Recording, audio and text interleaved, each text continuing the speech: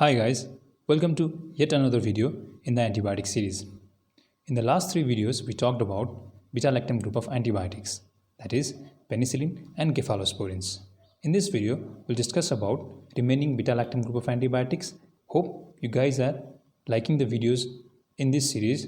Please do subscribe to this channel and like the videos. You can also comment regarding the suggestions and queries on these topics.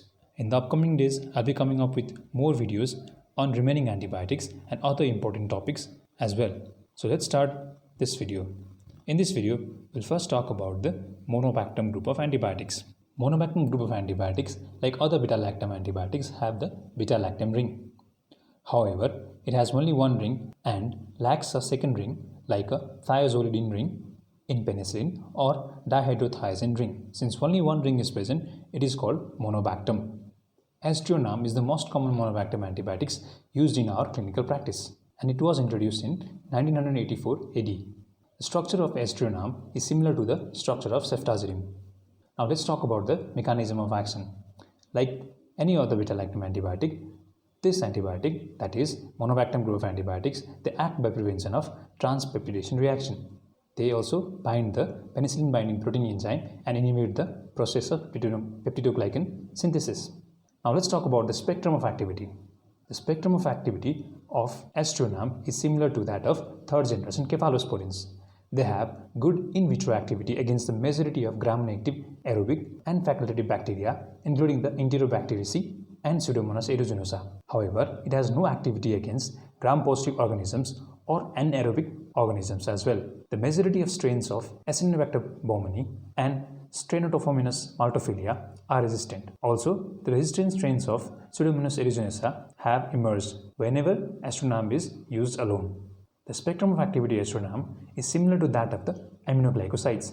However, they are less reliable than aminoglycosides for the non-enteric gram-negative bacilli such as Acinetobacter baumannii, Pseudomonas aeruginosa, and Strainotrophomonas maltophilia. So, how stable are aztreonam against the beta-lactamases? The monobactam group of antibiotics are not degraded by the class B metallo-beta-lactamases. However, they are not resistant and are hydrolyzed by AMPC beta-lactamases and extended spectrum beta-lactamases. So, let's talk about the pharmacokinetics of aztreonam. Aztreonam can be administered intravenous or intramuscular. They are given intravenously every 8 hourly in a dose of 1 to 2 grams, providing peak serum level of 100 microgram per ml. The half-life is about 1 to 2 hours and is greatly prolonged in case of renal failure. If we administer orally, aztreonam is poorly absorbed. Aztreonam can penetrate well into the cerebrospinal fluid as well.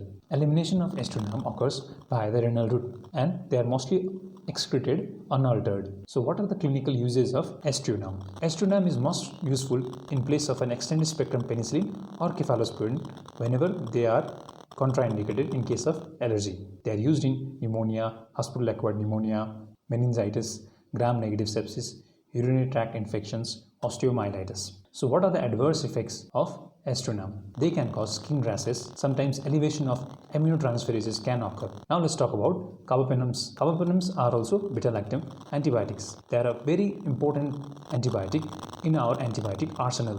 Of the many different types of beta-lactams, carbapenems possesses the broadest spectrum of activity and has the greatest potency against gram-positive and gram-negative bacteria. As a result, they are often used as a last-line agents or antibiotics of last resort when patients with infections become gravely ill or are suspected of harboring resistant bacteria. Unfortunately, the recent emergence of multi-drug resistant pathogens seriously threatens this class of life-saving drugs. Several recent studies clearly show that resistance to carbapenems are increasing throughout the world. So let's talk about the mechanism of action of carbapenems. Similar to other beta-lactam antibiotics, they act by prevention of transpeptidation reaction. This group of drugs, they enter the periplasmic space of gram-negative bacteria via the outer membrane porine channels, and they act on the penicillin binding protein, thus inhibiting the formation of peptidoglycan layer in the bacterial cell wall. However, recent studies have also shown that they enter the periplasmic space of Pseudomonas aeruginosa through channels other than the porine channels. Now let's talk about the spectrum of activity of carbapenems. Talking about the spectrum of activity against the gram-negative organisms, they are active against beta-lactamase producing Haemophilus influenza, Neisseria gonorrhoeae, various Enterobacteriaceae, as well as Pseudomonas aeruginosa, including those that produce extended spectrum beta-lactamases.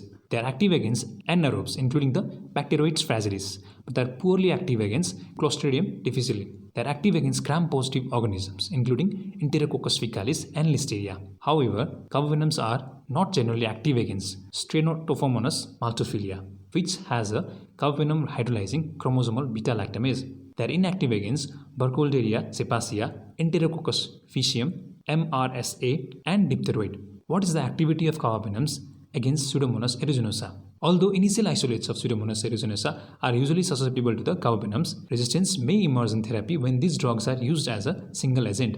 Evidence suggests that carbovenoms do not traverse the outer membrane of the Pseudomonas aeruginosa through the normal pore-in channel used by the other beta-lactams, but rather they have a different channel. Carbovenom-resistant strains of Pseudomonas aeruginosa arising in therapy generally have altered permeability to these drugs and specific changes in their outer membrane proteins. Such strains are generally not cross-resistant to other beta-lactams, nor do they produce increased or novel beta-lactamase activity. Now let's talk about the individual drugs in the carbapenem group of antibiotics. In general, imipenem, panipenem, and doripenem are potent antibiotics against the gram-positive bacteria, whereas meropenem, biopenem, ertapenem, and doripenem are slightly more effective against the gram-negative organisms. Ertapenem has a more limited spectrum because it is not as active as imipenem or meropenem against the Pseudomonas aeruginosa. Also, ertapenem is found to have poor activity against the gram-positive bacteria, particularly Enterococcus and penicillin-resistant pneumococcus. The major benefit of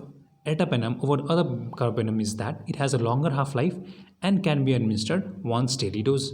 Meropenem is not as potent as imipenem or doripenem against Acinetobacter baumannii. Doripenem has a lower minimum inhibitory concentrations than the imipenem and meropenem against the Pseudomonas aeruginosa and Acinetobacter baumannii. In addition to that, doripenem is the carbapenem least susceptible to hydrolysis by carbapenemases. Now let's talk about the important pharmacokinetic properties of carbovenoms.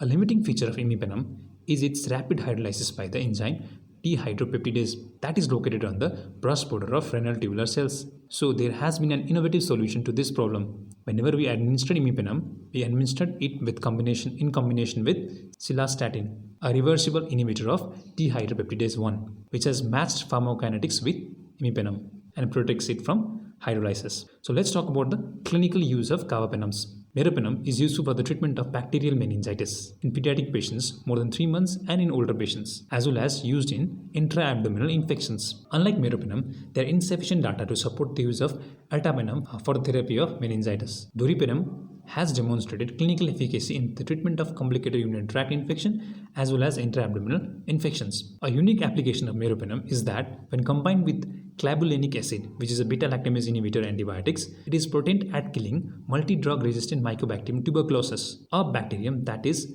typically not susceptible to beta-lactams due to a chromosomally expressed beta-lactamase. This ability to inhibit or kill Mycobacterial tuberculosis is likely to be a property of other carbapenoms. We should know that all carbapenoms require dose modification during renal insufficiency. So what are the side effects of carbapenoms? The common side effects are GI side effects like nausea, vomiting, abdominal pain. Along with that, they cause nephrotoxicity, neurotoxicity. Imipenem therapy has been associated with CNS toxicity, including change in mental status, myoclonus, and seizures. This effect is common in patients with renal insufficiency and pre-existing CNS disease. Thus, imipenem is not indicated in case of CNS infections. Meropenem may have a slightly lower risk of producing seizures than the imipenems. Doripenem has been associated with increased risk of mortality in patients with ventilator-associated bacterial pneumonia.